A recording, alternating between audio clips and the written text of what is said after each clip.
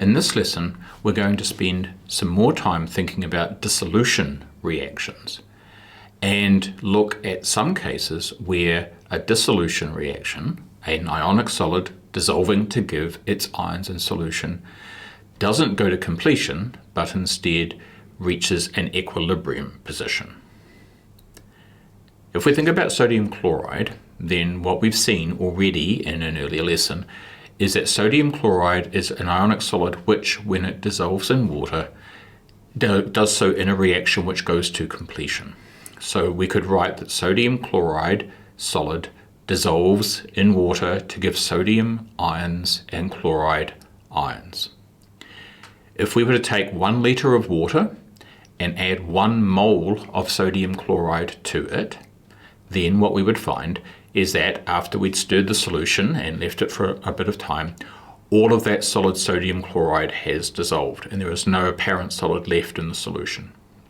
And if we were then able to go in and do experiments and measure the concentrations of the sodium ions and the chloride ions in that solution, we would find that there was in that solution 1 mole of sodium ions and 1 mole of chloride ions, and there would be no sodium chloride left at all. And we know that sodium chloride should do this based on the solubility rules that we explored in an earlier lesson, because sodium chloride has sodium as the cation and sodium lives in group 1 of the periodic table, then we expect that the dissolution reaction should go to completion. But now let's think about the ionic solid silver chloride. When we place silver chloride in water, then some of it will dissolve to give silver ions and chloride ions, but not all of it.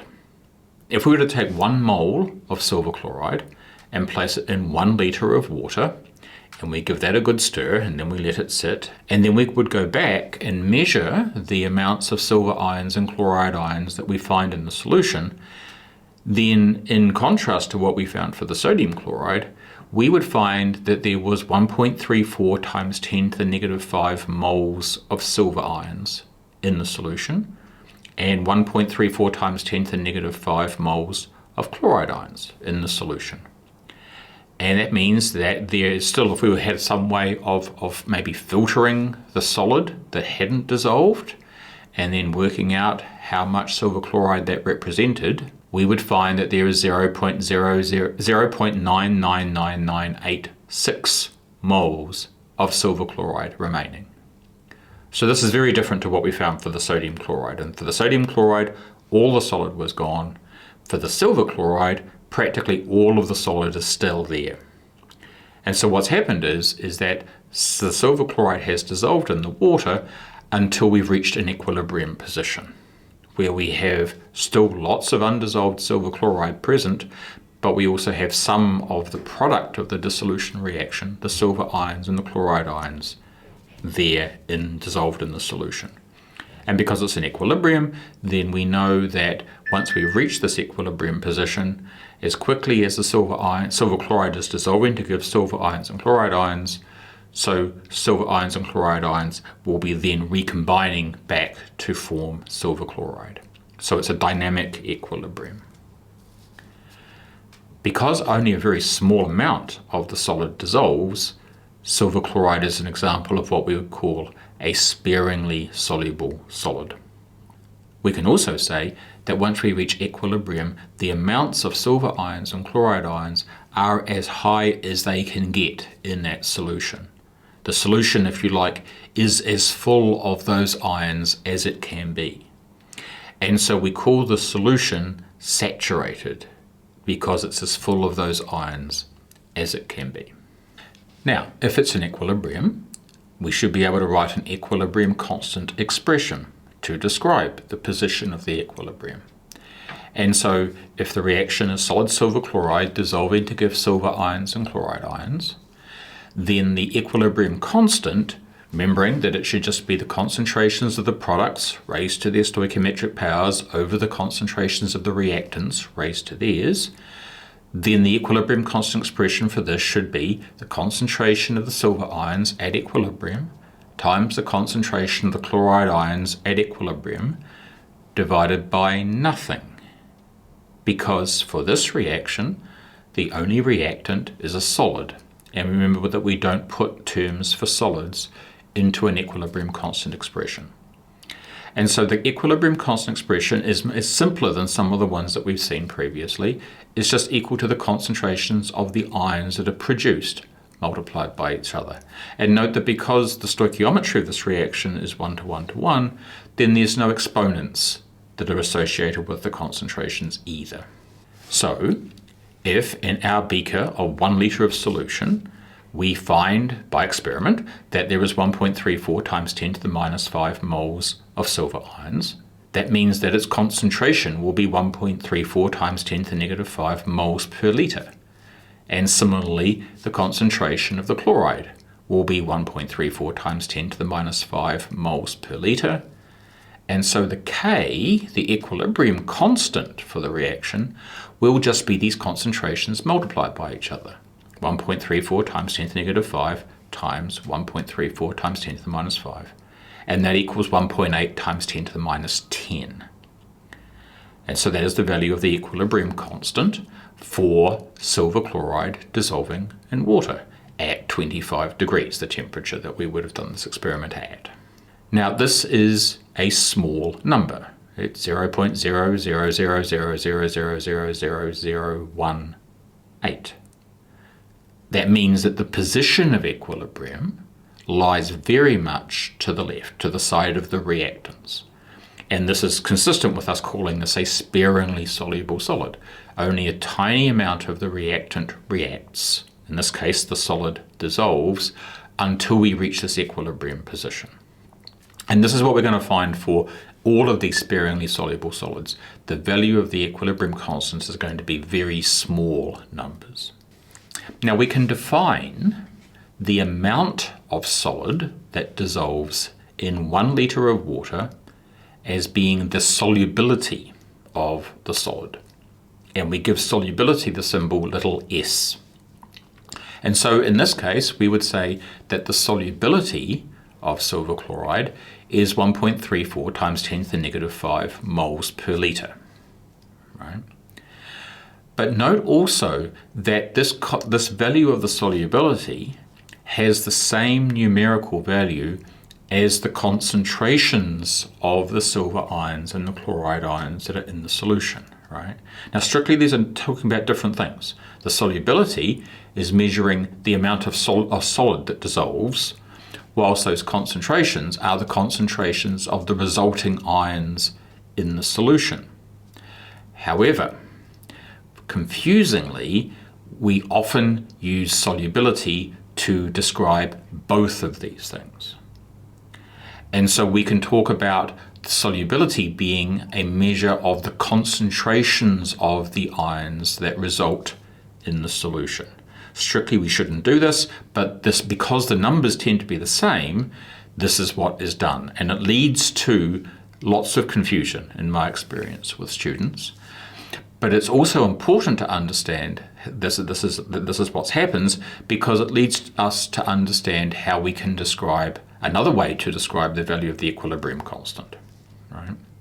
So if we say that the equilibrium constant is equal to the concentration of the silver ions times the concentrations of the chloride ions, as it is in this case, but we're also going to say that the value of that concentration of the silver ions has the same value as the S, the solubility, and the concentration of the chloride ions also has the same value as the S, the solubility, then instead of writing that the K is equal to the concentration of the silver ions times the concentration of the chloride ions, we could, in a way that seems confusing but mathematically still works, we could say that the K is equal to the solubility times the solubility, S times S. And S times S is equal to S squared. And so what we find is that for these sorts of sparingly soluble solids, where the ions are produced in a 1-to-1 ratio, we can say that the K for these reactants, for the K for this equilibrium, is equal to S squared, where S is the solubility. And further, because the K, the equilibrium constant, can be found by multiplying these solubilities together, we have a particular name for the equilibrium constant for these sorts of reactions. We call it the solubility product, because the value of the K is equal to the product of the solubilities. We're remembering that here we're talking about solubilities being the concentrations of the ions produced by the dissolution reaction. This is quite a confusing thing to do, and it is what it is, right? So we can say then, for a reaction where we produce the ions in a 1-to-1 ratio, that the Ksp, the equilibrium constant value, is equal to S squared, where S strictly is the solubility, the amount of solid which dissolves in 1 litre of water, but which is also equal to the concentrations of the ions that result in the solution at equilibrium. And we can also say that the value of S will be equal to the square root of the Ksp value. Now the Ksp value, because it's a constant, you can look these up online or in books and in tables and stuff. And so if you're given a Ksp value, you can use that to work out the solubility. You can work out how much solid dissolves in a certain volume of water, or you can work out what the concentrations of the ions will be in that equilibrium saturated solution. So for example, if we were to find that silver bromide had a Ksp value of 3.3 times 10 to the minus 13, and we were asked to work out the solubility of silver bromide, then we would ideally first write out an equation describing the dissolution reaction. Silver bromide reacts to give silver ions and bromide ions, just so that we're sure that the ions are produced in a 1-to-1 ratio. And then, because we know that that is the case for this, then we know that the relationship is that the Ksp is equal to S squared. And if we know what the value of the Ksp is, we can work out the value of S. So in this case, the Ksp is 3.3 times 10 to the negative 13, so the value of the solubility will just be the square root of 3.3 times 10 to the negative 13, and that's 5.74 times 10 to the minus 7 moles per litre. So that means then that if we took our silver bromide and we put it into a litre of water, this is how many moles of silver bromide would dissolve, and this is the resulting concentrations of the silver ions and the bromide ions that we would find in the solution. All right, let's look at a second example.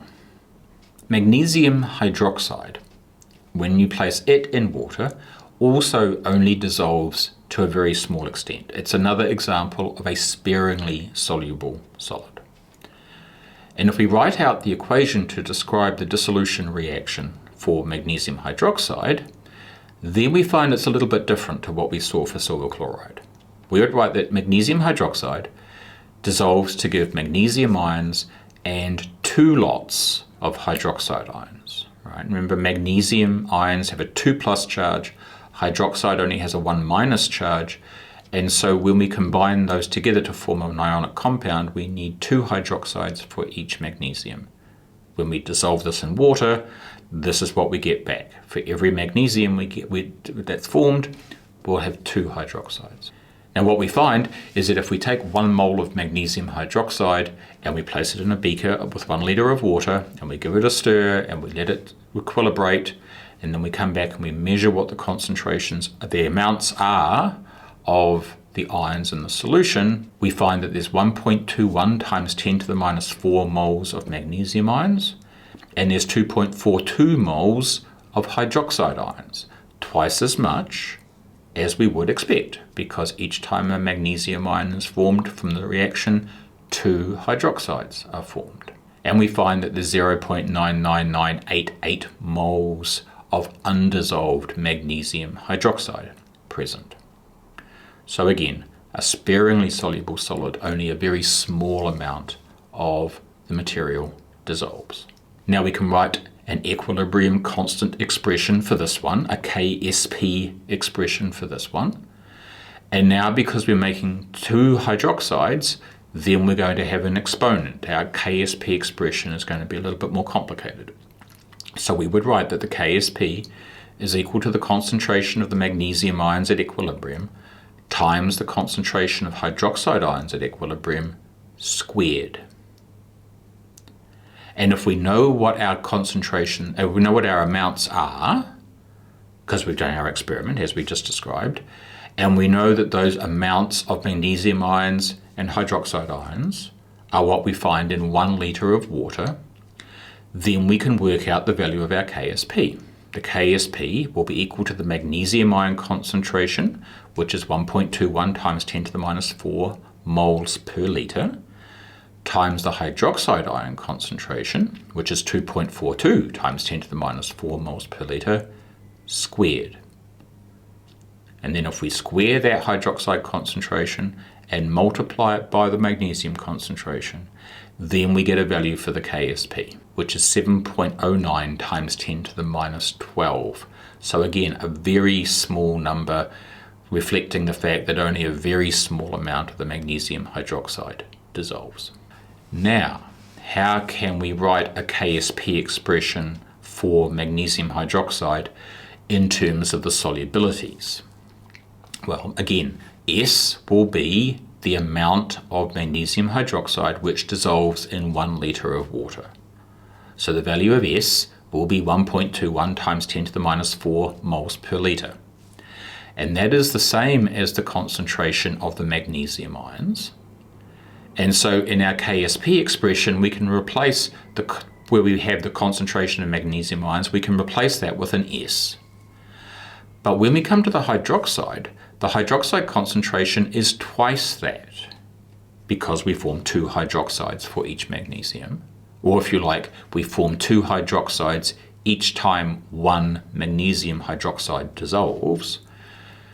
And so rather than describing its concentration by S, we have to say that it's 2 times S, or 2S. And so if the concentration of magnesium ions can be represented by S, and the concentration of the hydroxide can be represented by 2S, when we come to put this into our KSP expression, the KSP will be equal to S times 2S squared. The squared, we have to square the concentration of the hydroxide, and the hydroxide concentration we're representing by this 2 times S term. So now the math is getting a little bit more complicated. Because it's 2S squared, we can expand that out to be 2 squared times S squared, and 2 squared is 4. And so now we can write that the KSP is equal to S times 4 times S squared, and S times S squared is S cubed. And so for this particular sparingly soluble solid, and indeed any example where when the solid dissolves you form the ions in a 1:2 ratio, we can say that KSP is equal to 4S cubed. And if we know the value of the KSP and we want to work out the value of S, then the S is equal to the cube root of the KSP divided by 4. So again, mathematically this is more complicated, and this is as far as we can go. You could imagine that you had a sparingly soluble solid that dissolved to give ions in a 3:1 ratio, or a 3:2 ratio, more complicated examples. You can write corresponding KSP expressions in terms of S, but they rapidly get much more complicated, right? And the difference between what we've done and those is just math. And so we're not going to get into those more complicated examples, all right? What we want you to know is that for a sparingly soluble solid which dissolves to give its ions in a 1:1 ratio, we can in general write that the KSP is equal to S squared, and for a sparingly soluble solid which dissolves to give its ions in a 1:2 ratio, the KSP is equal to 4S cubed.